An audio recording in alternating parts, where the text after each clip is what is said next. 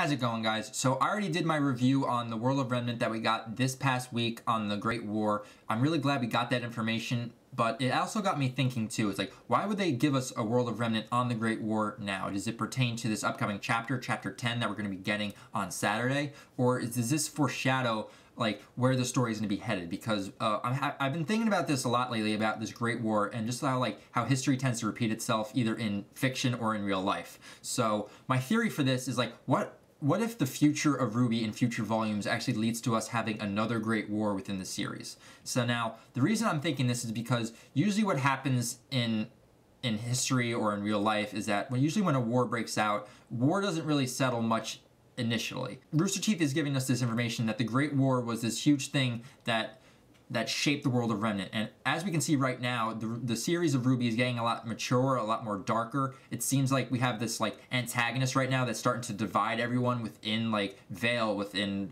Atlas, within Mistral, and within Vacuo. And if everyone's divided again, that could lead to another Great War, to where we have Salem as this main antagonist that is splitting everyone against one another. And this also leads to me thinking, because it seems like they've done a lot of foreshadowing with the events of the Great War, and it seems like it's leading to another big event, because usually when you have a series, or typically an anime also, because RWBY does take a lot of like hints and a lot of inspiration from anime series, whenever there's a war mentioned within the history of a series, usually another war breaks out. That's just something that I've noticed. And the reason I compare this, the only other series that I compare to this right now is Naruto. Because if you've ever watched Naruto, this might be spoilers for if you haven't seen Naruto, but Naruto is a series that had 4 great wars within the series. They had the Shinobi Wars between allied and enemy ninja villages, and basically that took them 4 tries to basically get to world peace, or to a point to where everyone was working on the same sides. Because the first 3 wars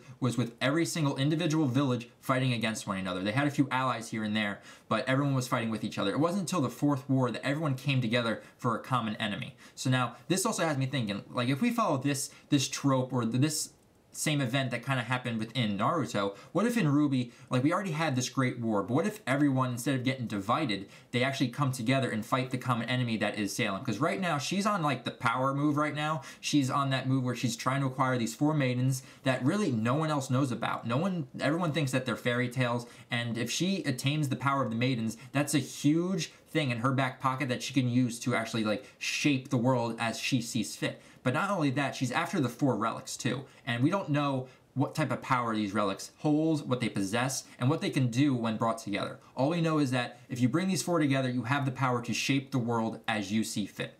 And so if Salem tries to divide everyone within the smoke of all the infighting that all the continents of Remnant are going to be fighting over, she can sneak in and steal all these artifacts, all these maidens, and then she has this unstoppable power to where all the infighting has basically been to distract everyone from the common goal that they should have been fighting for all along. And also, when you think about it, if you go back to chapter 8 of this volume, when Crow is talking to Team Ranger and actually tells John straight up, it's like, if we have another war, you guys are going to be the one that needs to fight. And that's going to be very interesting too, because none of these kids have seen a war. I'm not sure if Crow, like, I'm not sure, he doesn't seem that old, but we know that the war was ended at least 80 years to the events right now in RWBY. So he probably seen some after effects either from people he knew that fought in the war, because it wasn't that too long ago for him, but for these kids it's like a distant memory. They grew up in a time of peace. But I just want to say this right now, I don't have a lot to back this up. This is just a theory that I suddenly got after watching the World of Remnant on the Great War, so I'm not sure if this is actually gonna happen, but it seemed like something that kind of made sense in my head, and I just wanted to get that to you guys. But I want to hear from you guys. Do you guys think this theory has any like